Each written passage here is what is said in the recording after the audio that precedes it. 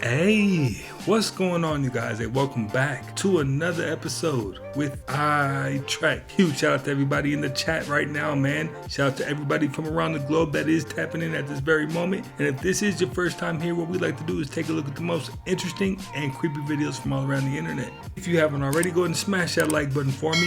If you're not a part of the iTrack fan, man, go ahead and sub up, man. We're running the subs up all year long. Hit the hype button and let's go ahead and get right into it. So SpaceX just had a rocket launch on Wednesday, and many people believe after reviewing the footage that the rocket hit the firmament or an invisible barrier and caused the waters above to ripple. Check it out and let me know what you think.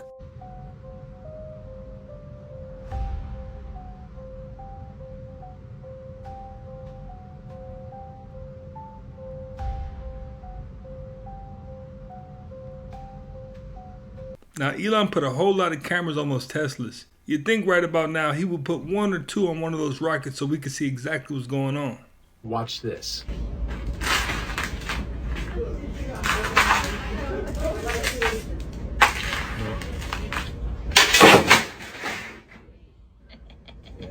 That's the strength of an MRI magnet. There's a reason why they always ask you if you have any metal in your body or any piercings before getting an MRI. Do you really think thin skin that holds that piercing in place is stronger than that magnet?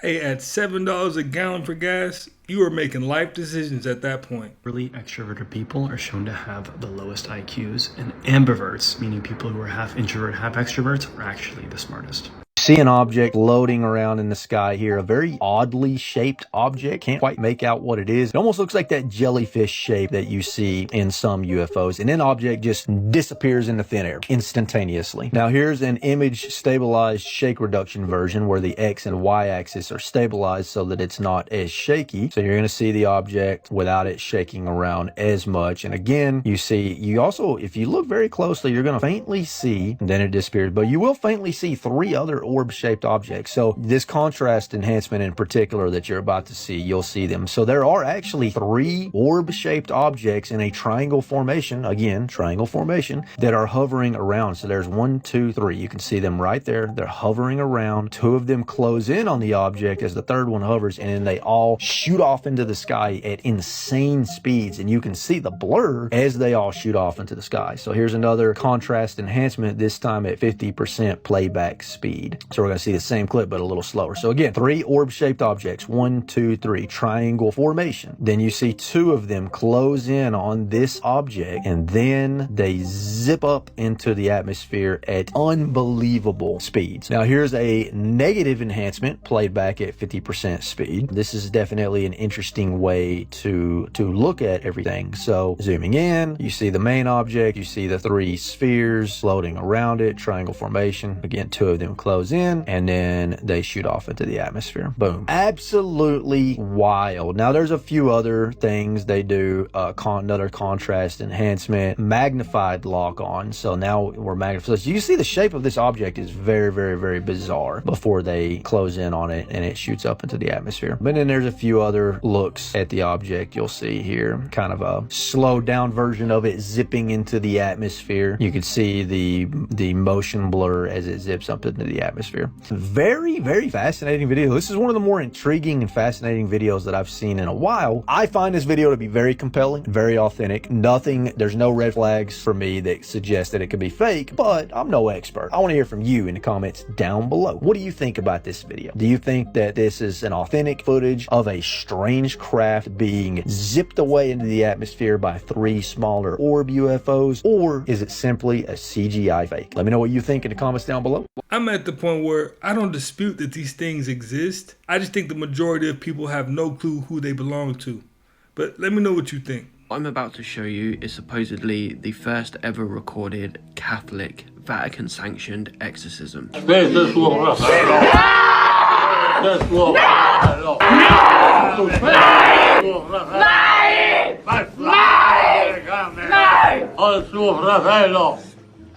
So this comes from a documentary called The Devil and Father Amorth. It was directed by none other than William Friedkin. Father Amorth was the inspiration behind the terrible possession horror movie The Pope's Exorcist, and William Friedkin was the director of The Exorcist, so I expected this documentary to be really good, really interesting. And while it is a curious documentary, I feel like it really missed the mark. I feel like they missed an opportunity to talk about how faith and science can coexist and how science could potentially help back up claims of exorcism. But instead, what we get feels more like entertainment and a presentation about this one specific exorcism and this priest. So nuts. Dude, it's crazy. Some of them have eggs inside them. Some of them have fetuses. When you actually look at the CT scans and the x-rays, you start to realize that this can't be faked. You can't fake bone cartilage. You can't fake capillaries and heart valves. If these are all real, it does feel like there was some sort of genetic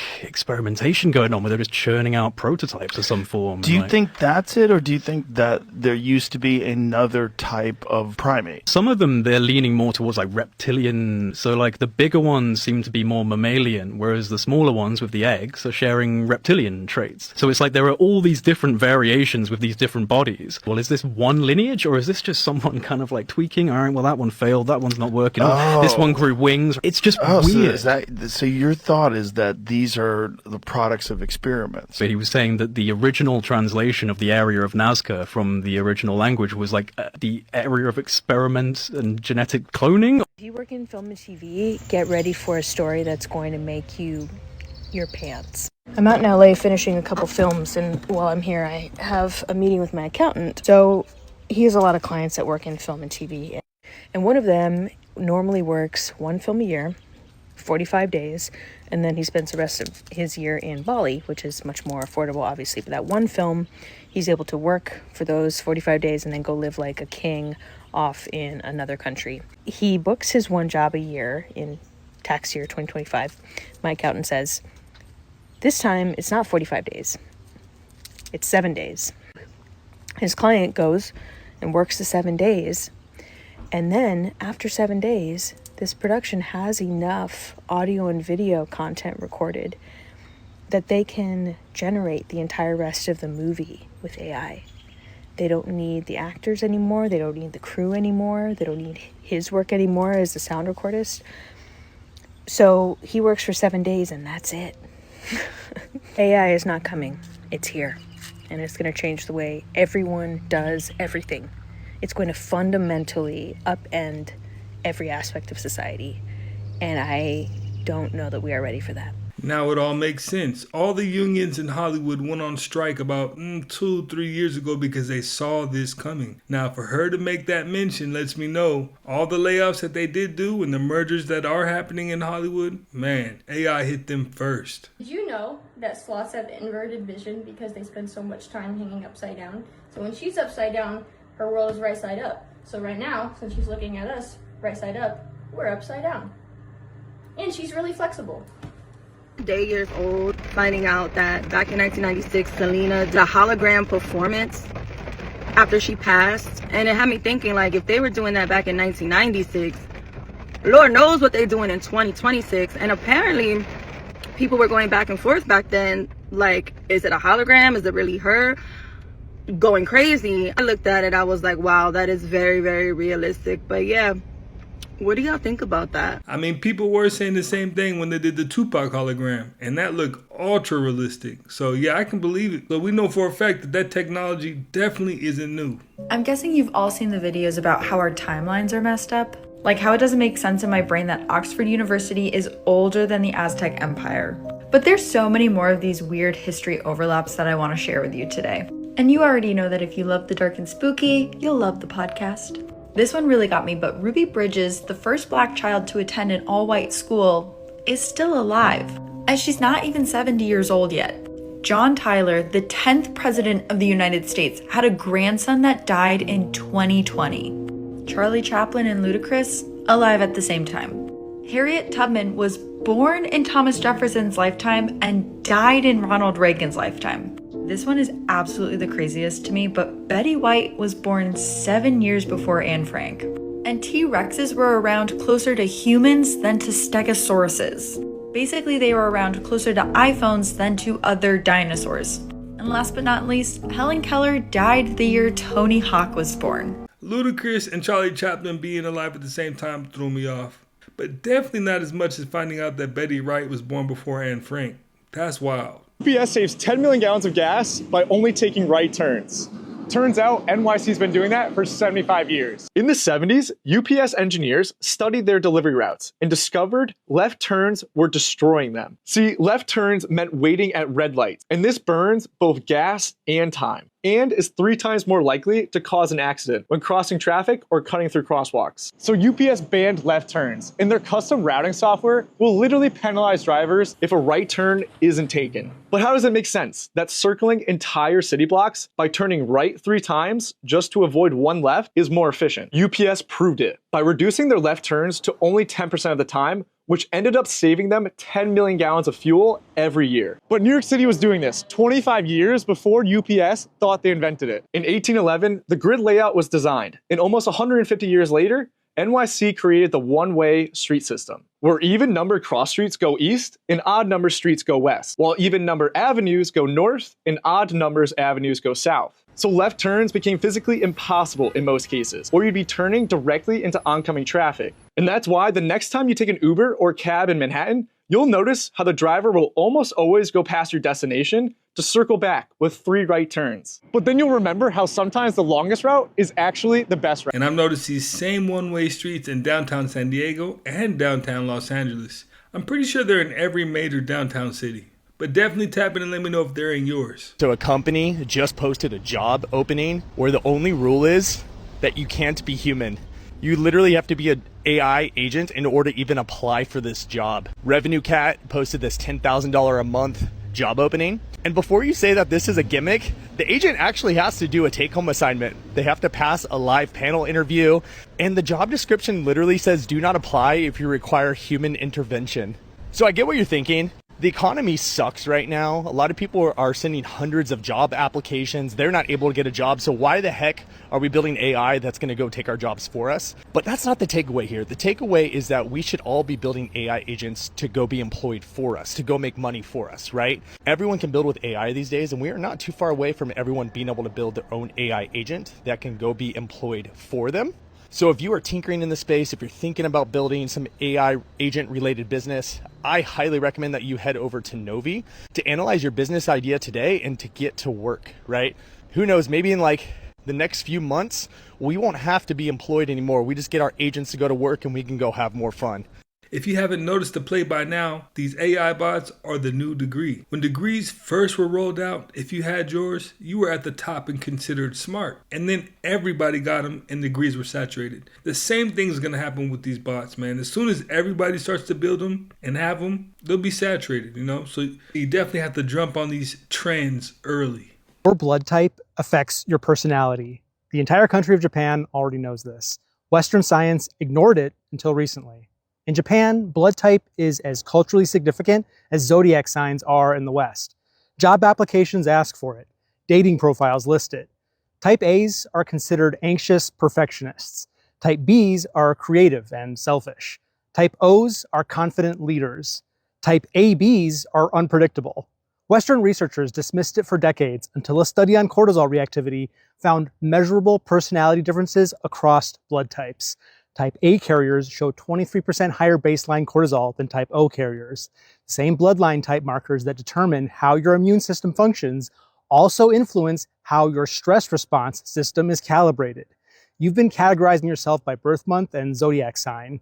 Your blood type has been sitting in your medical records this whole time, carrying more neurological weight than either.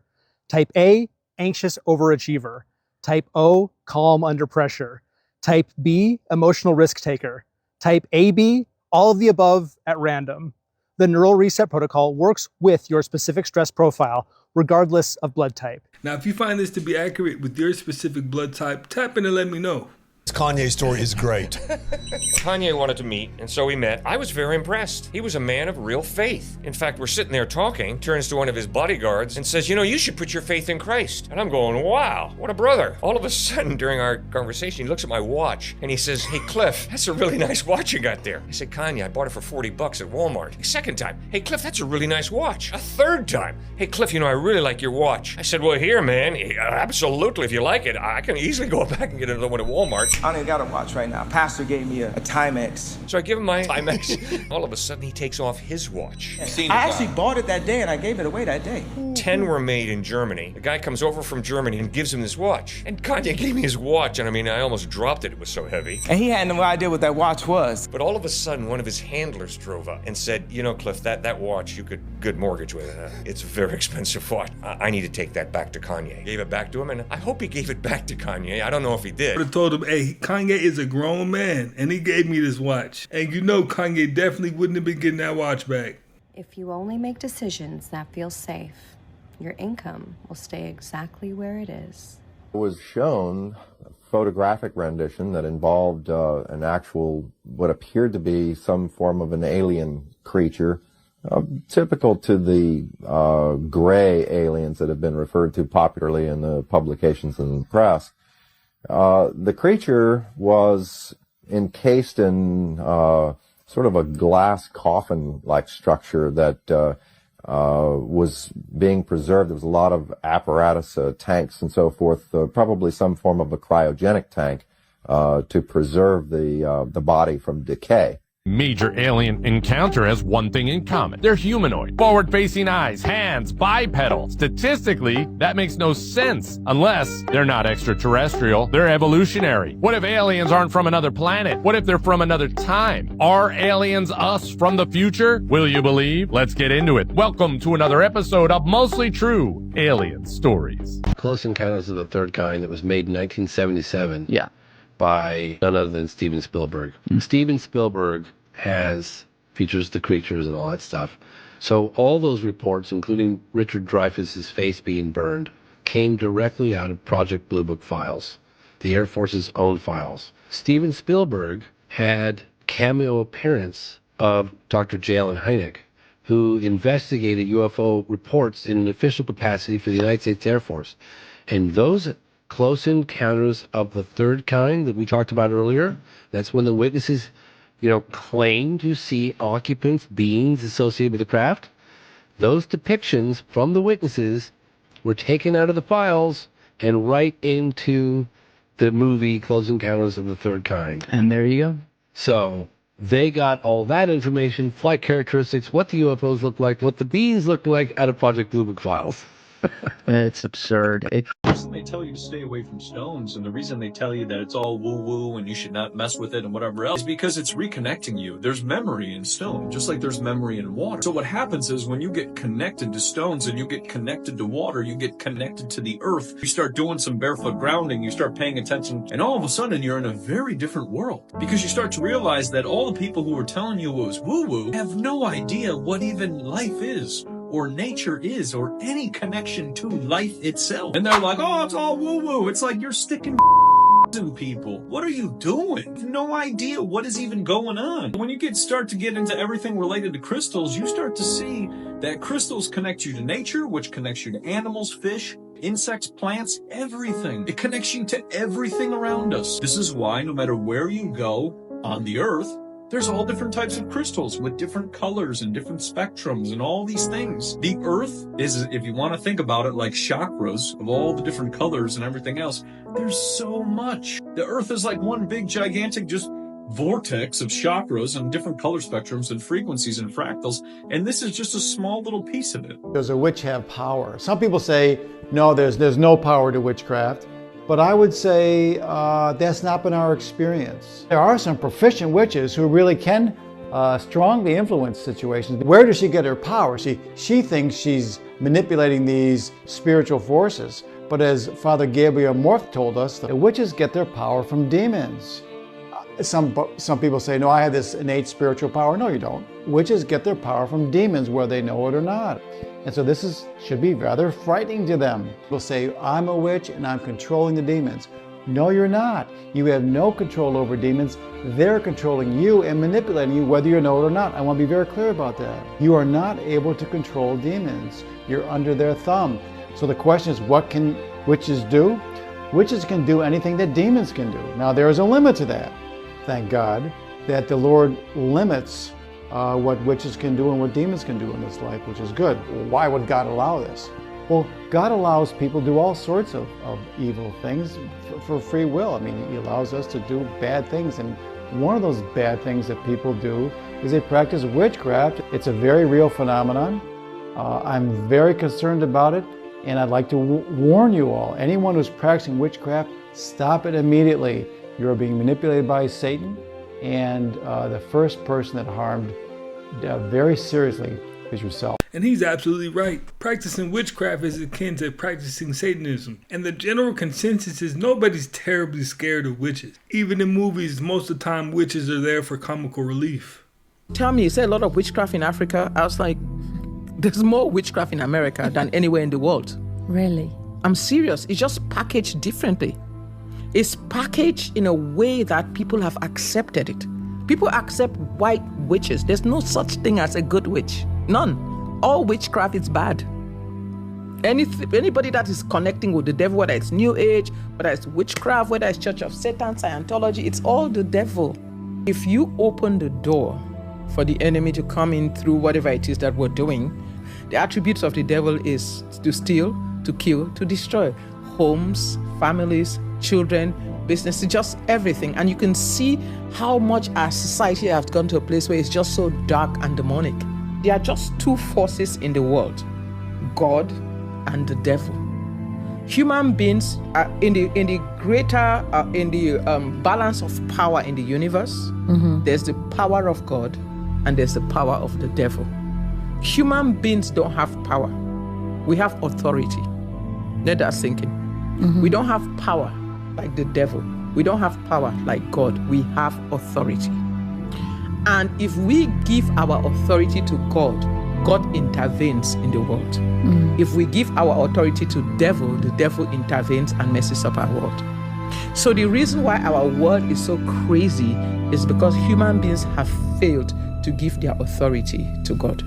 I understand. This lady was a witch until one night she realized she was working with demons. Play the video. Because witchcraft is easy to do when you think, I'm working with universal energies, I'm working with spirit guides and, aliens maybe. But witchcraft is real hard to do when you realize I'm working in the demonic realm and they want to steal, kill, and destroy me. I remember that night, I'm going to bed and I see this dark figure and it's got a dark face, it's hunched over, it's in a red robe and a crown of thorns. And I think to myself, that's not Jesus. I've driven myself insane. I just need to go to bed and cool off on all this. Nothing in my mind thinks it's a demon because I don't believe in demons. And then I'm trying to lay down and go to bed and sleep paralysis comes over me again. Because this time I'm levitating about 4 feet out of my body. And I can't say I felt afraid or sad because it was this overwhelming sense of hopelessness. While I'm levitating outside my body, it's a sensation of I'm being ripped. I'm being ripped out and something's trying to come in. And I know a couple things to be true in this moment, even though I'm totally paralyzed. I know that even though I don't believe in demons, I'm in the presence of the demonic right now. I know that I'm seeing the plan for myself and for my children. And something in me knew I needed to call in the name of Jesus. It couldn't be my obsidian rock. It couldn't be my spirit guides. It couldn't be my tarot. It couldn't be Krishna or oneness, or it only could be the name of Jesus. And I'm too paralyzed to pray. I can't. But I can get out in my head, Jesus, Jesus, Jesus. And the second I do, it's like two opposing forces meet. There's still that force that is ripping me out of my body, but there's this stronger, but somehow gentle, loving force that's slowly putting me back in. When I got back in, I knew two things to be true that would change my life. I knew that Jesus is Lord of everything. He is who he said he is. There is no, it's not source, it's Jesus, the one. And the second thing I knew to be absolutely true was the demonic exists and the darkness bows down to the name of Jesus. I saw it. I can't explain it, but I saw it. Have you traveled all around the store? I walked around it, yeah. You in a rush? No, I can. What's up? What you want to do? Let's go. Where's you taking us? Y'all see this? Oh, wow, the Santa Muerte. All these. Bro, they sell the Santa Muerte at the grocery store now. Look. That's ridiculous. Listen. Bro, this is the black death one. angel? This is Santa Muerte, the spirit of death. This is the bigger trick. What color is this? Red. What color is this? Green. When you come to these, they have no name on them. Mm-hmm. But they're the same candles. Red. Okay, you're saying. Okay, I see what you're saying. Wow. So even with us following Christ, you have to be careful because you can pick up this candle, thinking you're doing something, which is pagan and religious, but you mean well. But while you burning this, you're burning thinking of something else, you giving all your worship to Satan. That's so you have to be careful. What's crazy? We just came from a witchcraft store to preach the gospel. Are you serious? Bro, we just came from one. Hallelujah. We're known for exposing Santa Muerte, the spirit of the spirit of death.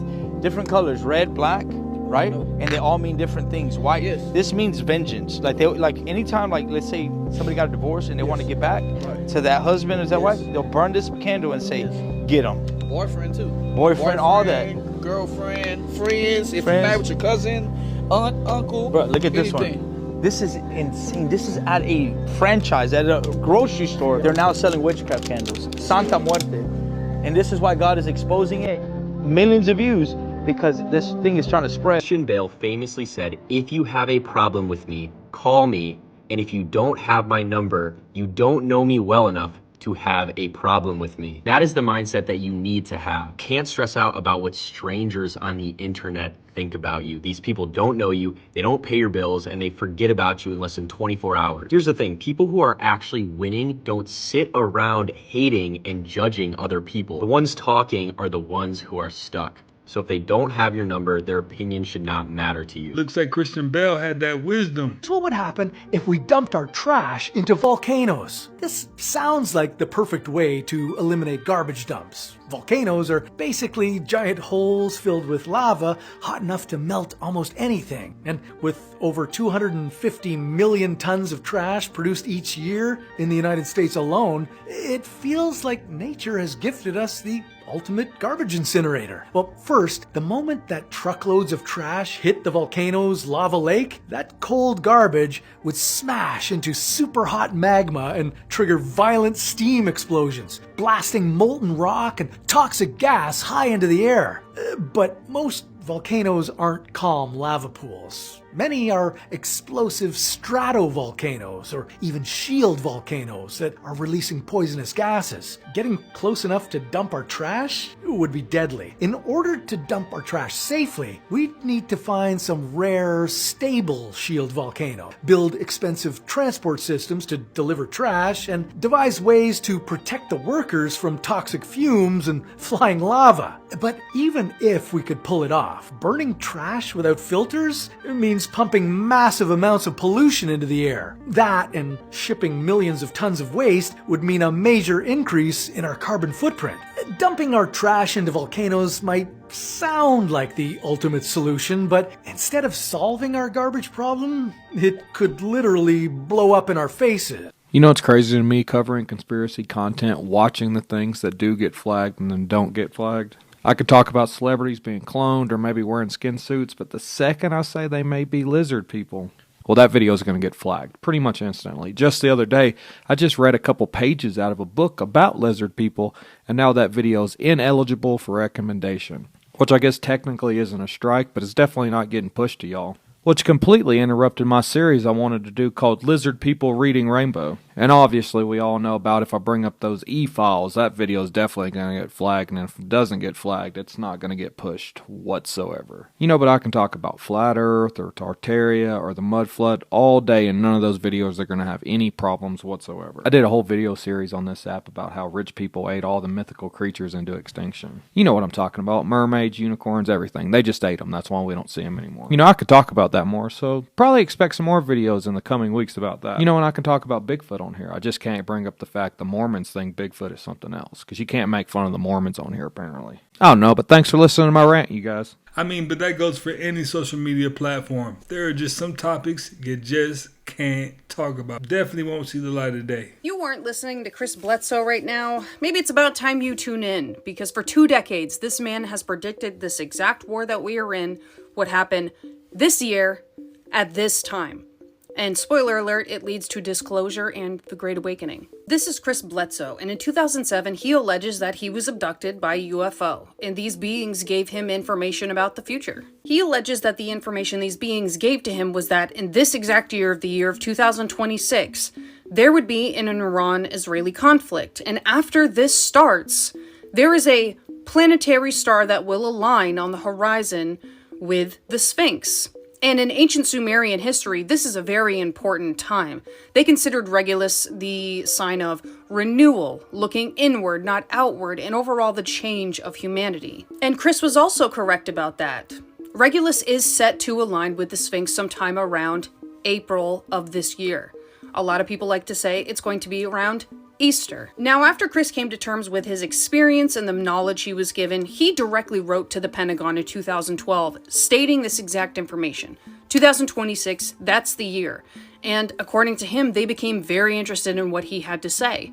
Not only did he give speeches about his experience in front of these intelligence officers, he wrote the letter to the Pentagon, and the Pentagon wrote back to him saying that they were so interested in this that they were putting remote viewers on it. And remote viewers are real.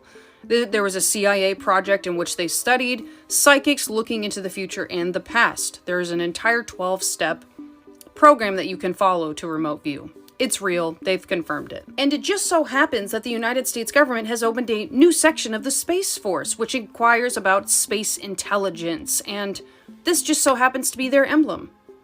Looks really familiar. Now, what is the Great Awakening? Well, millions of people that are intuitively connected around the world say that disclosure and/or the Great Awakening is a telepathic message from extraterrestrials given to humans. And what this information is information we have not known for thousands of years. It is everything about ourselves, humans, space, the Galactic Federation, basically giving us the truth to everything that has been subdued within our minds for the last couple thousands of years. And if you've followed any astrologists, psychics, and or even Bashar, they have all been consistent for the last decade. And they have said this year, in between 2026 and 2027, is the age of disclosure.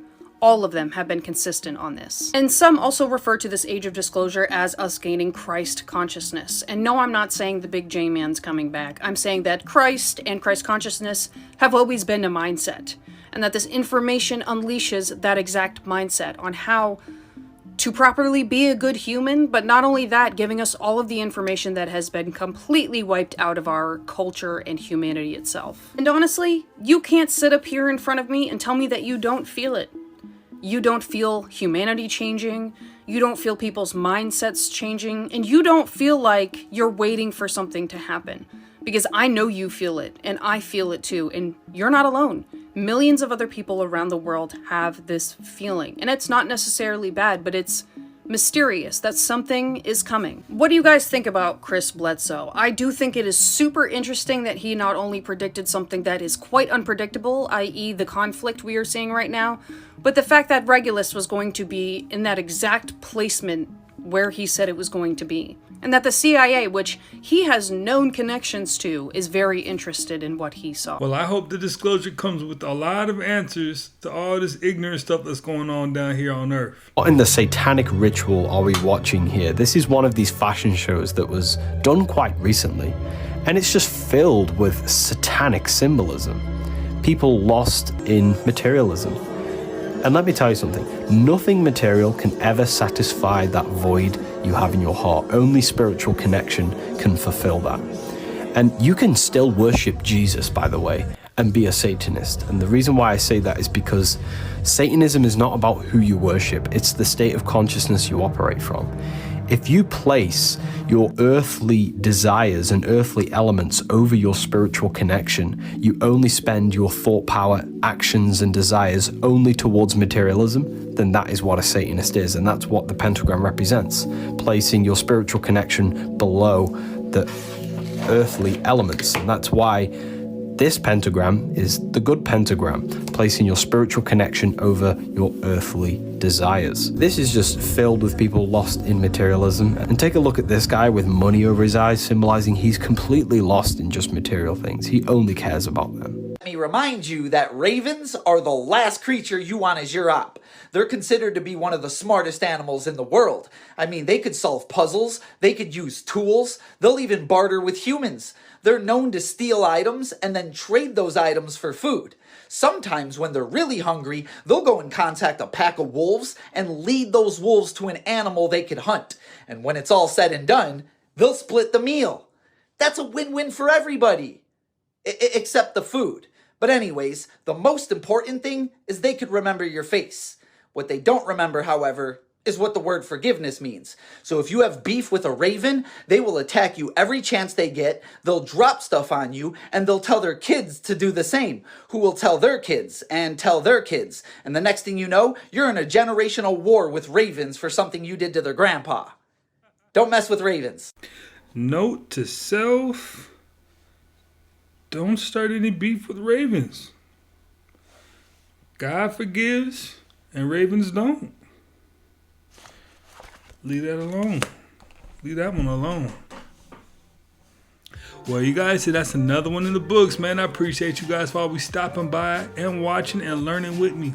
If you haven't already, make sure to smash that like button for me, man. Smash that hype button and hit the subscribe button if you're not a part of the iTrack fan, man. The most active community on YouTube, man, and that's a fact. And I will definitely catch you on the next one.